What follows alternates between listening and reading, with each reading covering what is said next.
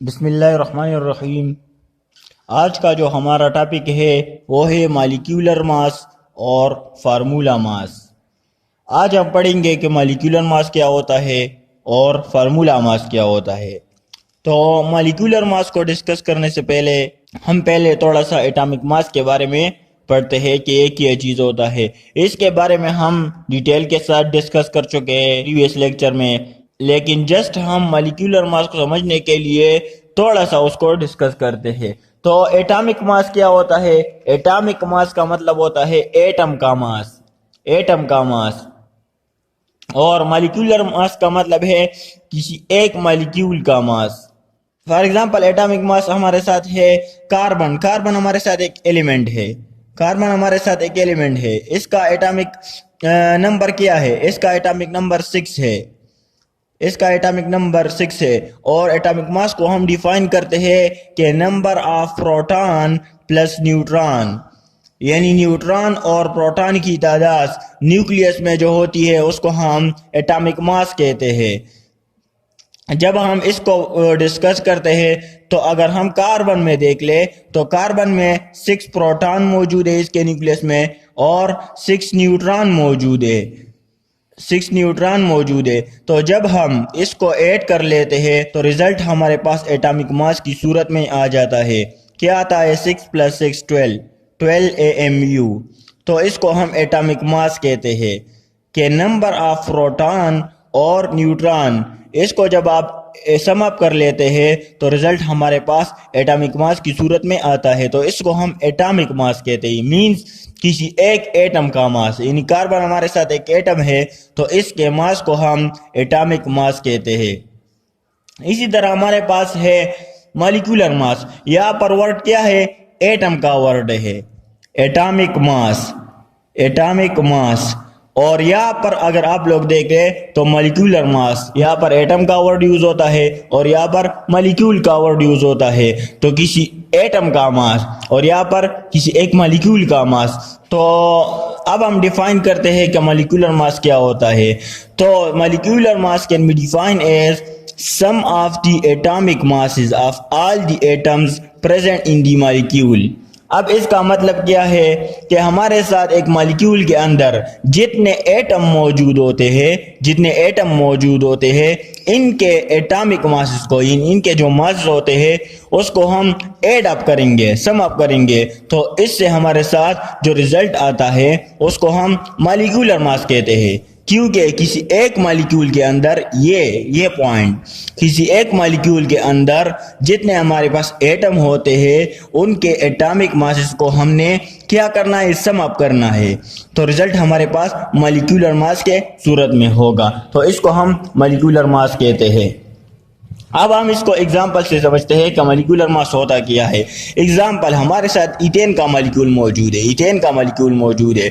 यहाँ पर 2 कार्बन है और 6 हाइड्रोजन एटम हमारे साथ मौजूद है। तो कार्बन का एटॉमिक मास क्या है? 12 है।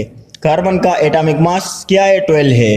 क्योंकि एटॉमिक मास को हम डिफाइन करते हैं कि सम ऑफ प्रोटॉन और न्यूट्रॉन, के न्यूट्रॉन और प्रोटॉन को जब हम अब इसमें ऐड कर लेते हैं तो रिजल्ट हमारे पास एटॉमिक मास की सूरत में होता है। तो यहाँ पर इसका एटॉमिक मास कार्बन का 12 है और हाइड्रोजन का 1 है। तो जब हम इसमें यहाँ पर पुट करते हैं यहाँ पर 2 कार्बन एटम है और कार्बन का एटॉमिक मास 12 है, कार्बन का एटॉमिक मास 12 है। और जब हम इसको प्लस कर लेते हैं 6 और एक हाइड्रोजन एटम मौजूद है, 6 हाइड्रोजन एटम मौजूद है और इसका एटॉमिक मास 1 है। कार्बन का एटॉमिक मास 12 है और हाइड्रोजन का एटॉमिक मास 1 है और 6 एटम्स मौजूद है हाइड्रोजन के। तो यहाँ पर जब हम 2 × 12 तो यहाँ पर 24 आता है और यहाँ पर 6 आता है। इन दोनों को जब हम एड अप कर लेते हैं तो रिजल्ट हमारे पास 30 एटॉमिक मास यूनिट। अब ये हमारे पास मॉलिक्यूलर मास है, किसी एक मॉलिक्यूल का मास है, किसी एक एटम का मास नहीं है, किसी एक मॉलिक्यूल का मास है। तो इसको हम मॉलिक्यूलर मास कहते हैं। अब इस डिफिनीशन को हम इस एग्जांपल से समझते हैं। कैसे? कि डिफिनीशन क्या है कि हम डिफाइन कैसे करते हैं इसको कि sum of the atomic masses of all the atoms present in a molecule. ये हमारे पास एटॉमिक मासेस है 12 और 1, sum of the atomic masses. Of all the atom का मतलब क्या है कि कार्बन और hydrogen present in the molecule, ये हमारे पास मॉलिक्यूल है, तो इसको हम एटॉमिक मास कहते हैं। अब इसी तरह हमारे पास वाटर का एग्जांपल है H2O, ये हमारे पास एक मॉलिक्यूल है, यहाँ पर 2 हाइड्रोजन एटम मौजूद है और एक ऑक्सीजन एटम मौजूद है। हाइड्रोजन का एटॉमिक मास क्या है, 1 है, ऑक्सीजन का एटॉमिक मास 16 है। तो जब हम 2 1 2 और 16, यहाँ पर 16, तो जब हम इसको एड अप कर लेते हैं, सम अप कर लेते हैं, तो हमारे पास 18 AMU। वाटर का मॉलिक्यूलर मास क्या है, 18 AMU। ईथेन का मॉलिक्यूलर मास क्या है, 30 AMU। तो वाटर का हमारे पास 18 AMU इसका ये मॉलिक्यूलर मास है। तो इसी तरह हम मॉलिक्यूलर मास को फाइंड करते हैं। नेक्स्ट हमारे पास है फार्मूला मास। फार्मूला मास क्या होता है, जिस तरह हमारे पास एटॉमिक मास होता है, मॉलिक्यूलर मास होता है, इसी तरह हमारे पास फार्मूला मास भी होता है, लेकिन यहाँ पर वर्ड फार्मूला है, वहां पर वर्ड मॉलिक्यूल था। अब इसको हम डिफाइन कैसे करते हैं कि sum of the atomic masses of all the atoms present in one formula unit of a substance, तो इसको हम फार्मूला मास कहते हैं। अब इसका मतलब क्या है, इसका मतलब यह है कि हमारे पास, अगर मैं आप लोगों को एग्जाम्पल दूं, हमारे पास आयनिक कंपाउंड होते हैं और आयनिक कंपाउंड किसकी कॉम्बिनेशन से बनते हैं, आयनिक कंपाउंड हमारे साथ फार्मूला यूनिट से मिलकर बनते हैं, फार्मूला यूनिट। आयनिक कंपाउंड हमारे साथ किस चीज से बनते हैं, फार्मूला यूनिट से।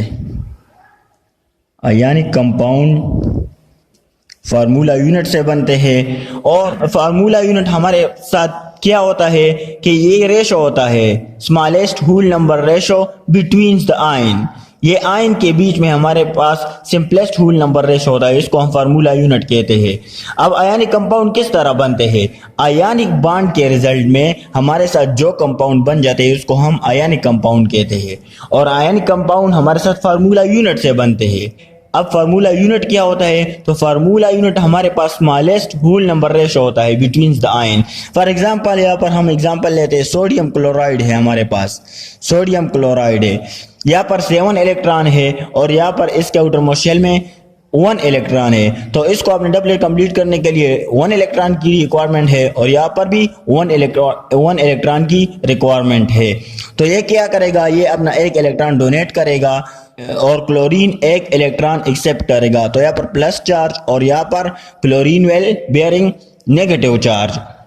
अब इसका ऑक्टेट कंप्लीट है और इसका डबलेट कंप्लीट है। यहाँ पर जो पॉजिटिव है और ये जो नेगेटिव है, ये फोर्स ऑफ अट्रैक्शन की वजह से यहाँ पर आयनिक बॉन्ड बना लेते हैं, और आयनिक बॉन्ड के रिजल्ट में हमारे पास जो प्रोडक्ट बनता है उसको हम फार्मूला कहते हैं। तो इसी तरह हमारे साथ ये क्या है, sum of the atomic masses of all the atom present in one formula unit of a substance. अब इसको हम एग्जांपल से समझते हैं, फॉर एग्जांपल ये हमारे साथ क्या है, ये हमारे साथ एक प्लेट है और इसमें हमारे साथ एक नमक पड़ा हुआ है, इसमें हमारे साथ साल्ट पड़ा हुआ है और इसके बहुत ज़्यादा फार्मूला यूनिट हमारे साथ मौजूद है, सोडियम क्लोराइड। अब हम क्या करते हैं कि हम इनसे एक फार्मूला यूनिट उठा लेते हैं, यहाँ पर हम एक फार्मूला यूनिट इस प्लेट से उठा लेते हैं। यहाँ पर आप लोग देख सकते हैं हमने लिया है सोडियम क्लोराइड, और क्या करते हैं, इसका एटॉमिक मासेस जो होते हैं उसको हम सम अप कर लेते हैं। सोडियम का एटॉमिक मास क्या है, 23 है, क्लोरीन का एटॉमिक मास हमारे पास 35.5 है। तो जब हम, और सोडियम का एक एटम मौजूद है, क्लोरीन का भी एक एटम मौजूद है, तो 1 multiply by 23 plus 1 multiply by 35.5 हमारे साथ क्या आ जाता है, 23 प्लस 35.5। तो रिजल्ट हमारे पास आता है 58.5 AMU। तो ये क्या है, ये हमारे पास फार्मूला मास है।